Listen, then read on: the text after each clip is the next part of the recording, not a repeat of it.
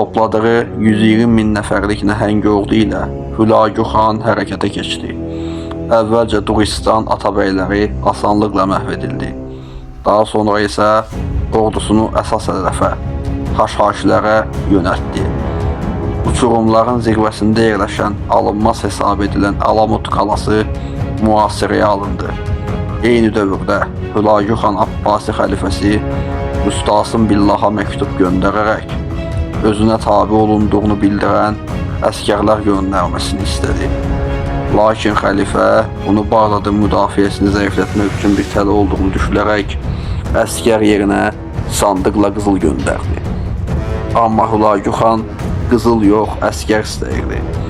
Bu səbəbdən tələblərini daha da sərtləşdirərək Bağdad ətrafındakı bütün qala divarlarının sökülməsini əmr etdi və xəlifənin onun ayağına gəlməsini tələb etdi.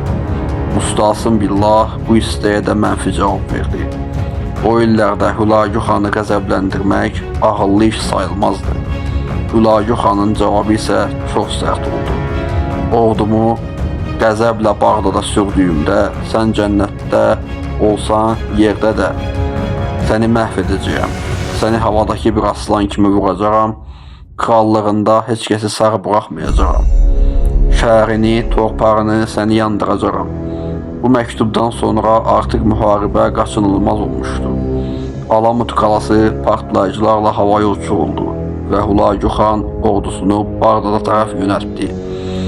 Ordunun yorulduğunu anlayan Monqol komandan təxminən bir il Həmədən bölgəsində ordugah quraraq istirahət etməyə qərar verdi. Bu əslində xəlifə üçün şəhəri mühasirəyə hazırlamaq üçün